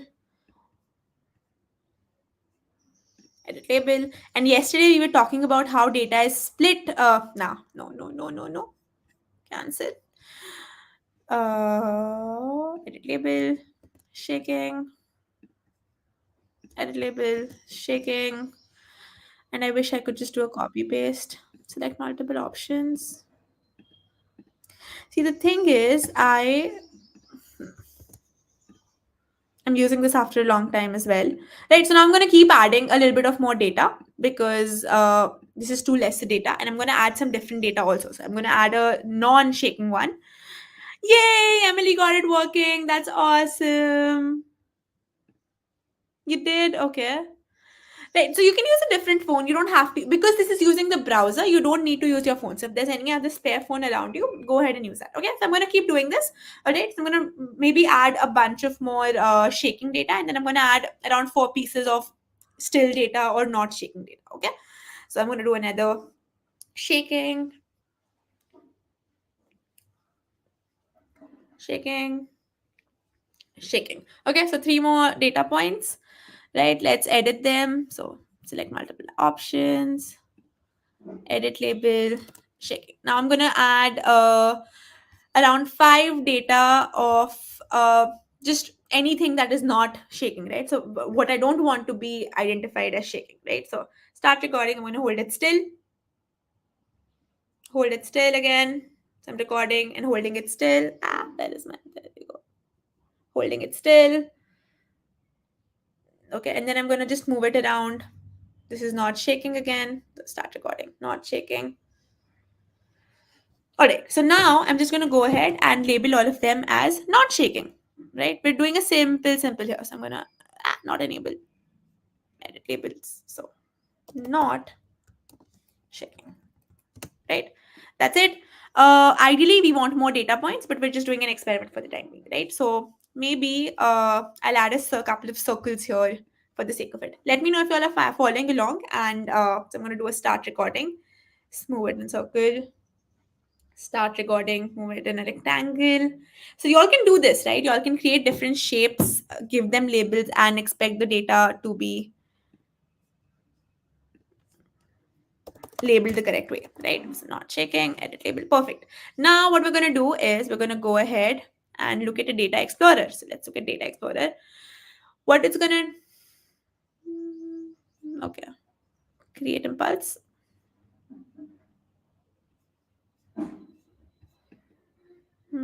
So you can select. So you can see this is how simple it is. It's gonna basically let you select the model you want, right?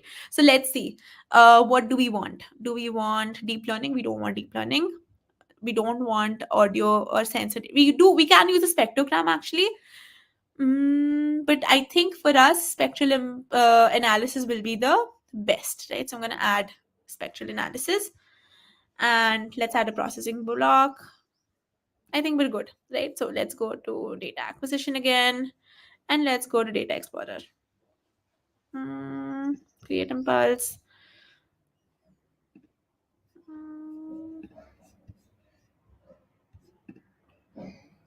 We want classification. So again, you can come here and select your classification. They've changed it a lot. They usually added it themselves. You can add multiple processing blocks, as you can see, and you can also name different things here to, if you're making multiple changes. Over here you can also have different settings, change frequency and whatnot. I'm not changing anything for the timing because we don't really care about a lot of things. Okay, so we have saved the impulse. We can also now edit the spectral features, the classifier. One of the DSP is not gestured, it's not had its features generated. Now, okay, fair enough. So let's go back to our data acquisition and look at Data Explorer. Mm. And over here, it has recommended things selected, and it's going to create a job. Now, if it doesn't work, that's because our data size is too small, but that's okay, right? So, in case, is anyone following along with me? Is anyone trying to add data and create their own model?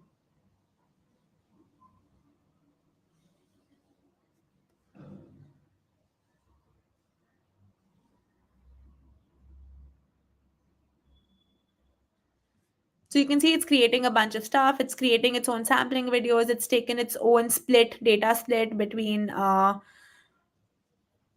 It did a lot of things that we spoke about yesterday. Remember, reducing dimensions. That's part of data processing.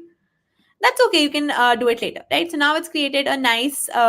This is EDA again, right? Exploratory data analysis. It's exploring the data for us, and it has a bunch of unknown points, which is fine, right? And that's okay. So I'm not going to change anything here because again, I don't care if it's accurate or not. I'm just trying to show you how you can make the model, and you can see how you have outlier points and whatnot. Okay, so you can see it's a very random thing though, right? And you can select and change things and whatever, but okay, I can't really tell whether or not which is what because it was a random accelerometer data. So I'm just going to go ahead and continue. Right. So I'm going to go to classifier, spectral features, auto tune parameters. Okay, I don't have that. Save parameters. There we go. Generate features.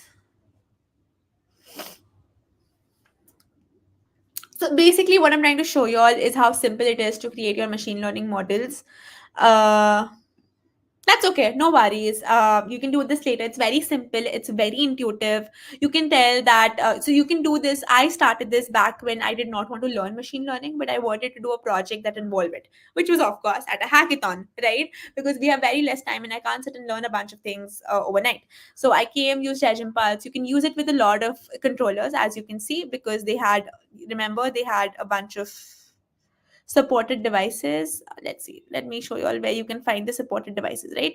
So when you go to devices, it'll show you all the boards it supports. Okay, so let's see, connect in your device. So fully supported platforms, these are the platforms it completely supports, which means that if you have a Pi 4 or you have an Arduino Nano 33 BLE Sense or any of these, basically you can create and just copy paste the entire hex code and it will work. It's that simple. You literally need to copy and paste your model into your controller, and that's how simple it is to deploy it. Oh, you I think you can attend, Tanmay. What you need to do is basically make sure that you have a consent. But I think you're what? Oh, you're 17, right? Another year. Hey, another year. I'm sure it's not so bad. And I'm sure if you're under 18, you just need to get your parents' consent and you should be good to go.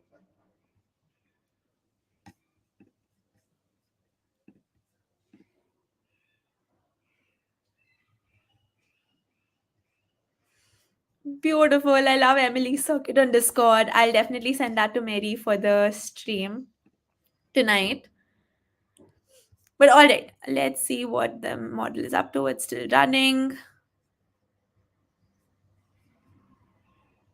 Okay.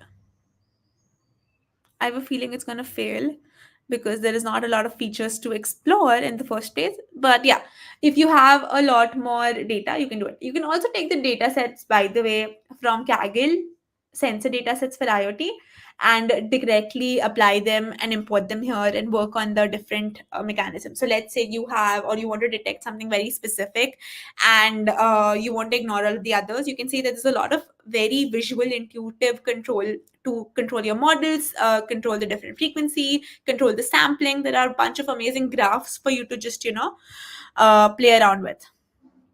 Okay, it's reducing dimensions, job completed, success, awesome. We already did this, but that's fine.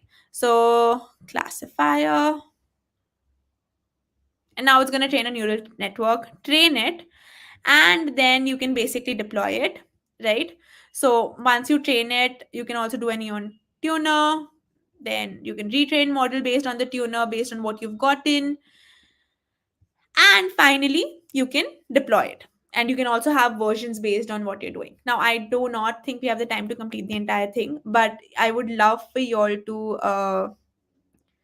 I don't think so. I don't think Apple used Edge Impulse. I'm pretty sure they have their own entire thing written from scratch, because that's what Apple does. They make things from scratch. But that helps us a lot, because one of the most used streaming technologies, which is HLS, I believe, was actually also done in, Apple being all, oh, we're not going to use what everyone uses and make our own thing. And then they open sourced it and, made the protocol out for the world, and the entire world uses it for live streaming. For that matter, we're using it right now uh, to stream. So yeah, Apple, I'm pretty sure, does not use Edge Impulse, but a lot of other health companies do, as you can tell from their homepage, right?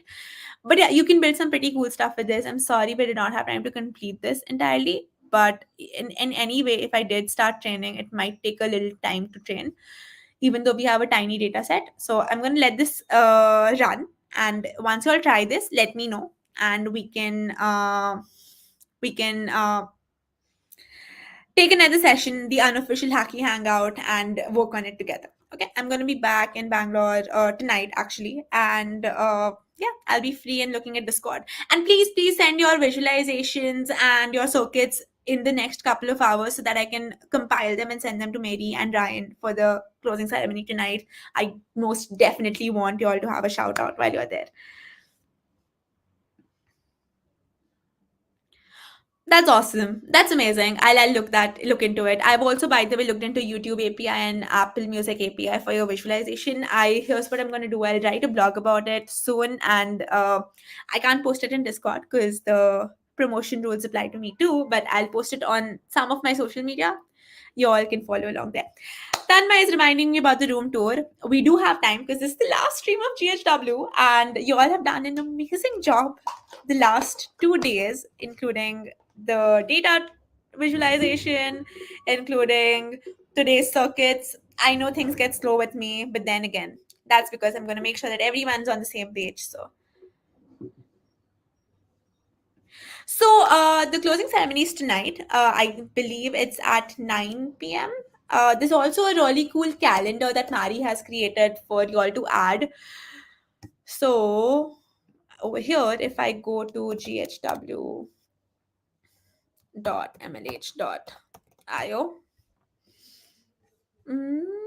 there is somewhere you can. So the next, this is where you need to go, by the way, Tanmay, if you want to keep up to date with GHW.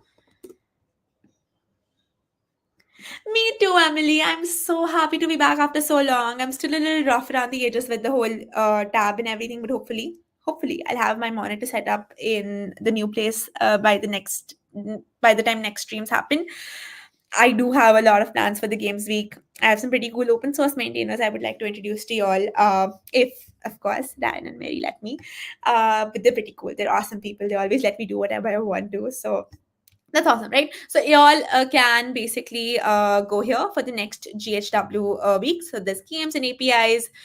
I actually had a lot of fun in the APIs week we did last year, and I can't believe it's been more than a year. But yeah, we can you can join here. I know the game's schedule will be out soon. Challenges and everything is listed on this page. This is a very beautiful page happening, and you can see the live thing, which means that there's someone streaming right now, which is me. And when you click on schedule, there I know, oh, there you go, there's the calendar. So when you click on calendar ID. And let's say I open my calendar here. You can see I already have it added because I've had it for 2 years now. But Mary works so hard. She has created the entire calendar. So you can see anyone and everyone who's streaming and you can get reminders for it. So you can see Sashrika and everyone streaming. I am also sharing my calendar here, which I'm not very happy about. But there you go. Right? So hope that helps, Tanmay. Oh, that is actually true. She does love doing fun stuff like that. But all right, thank you so much, folks, for joining. Room tour. Yes, Tanmay, I do remember. Y'all can stick around if you want to. It's gonna be a very short and quick tour. But yeah, so I do have a monitor here, but my Mac doesn't connect to it. So that's fun. You can see I have a bunch of paintings here because I do love to paint. I have my guitar here. This is a generative art picture. This is also generative art on Flutter by a friend that gave it to me. Any friend who goes to Goa gets me the same kind of catches. You can see I have two. All right, what else? This is my work table. Okay, so I have a bunch of tripods because I like to shoot. Never post, but shoot nonetheless. This is a glass grinder. So when I cut glass and I want to grind it, that's what I do. That's my soldering station, which is very dirty because I haven't used it in a bit because I'm not in Pune anymore. So this workroom is now used by my parents to do a lot of other things, and I'm slowly shifting and setting it up in Bangalore. And I have a lot of glass and I have a lot of pliers. So there's a lot of paints. There's some Polaroids I was lucky enough to get. There's a lot of different wires, copper wires. They're all conducting wires because I use them in LED art. I'm not really sure what's visible to you all. This is a tiny rotary tool because, again, I use it for drilling and polishing. What else, folks? What else? And this is the glass. So all of this is glass. And you can tell everything's very dusty because, again, I haven't been coming to Pune a lot and I'm shifting things slowly to Bangalore.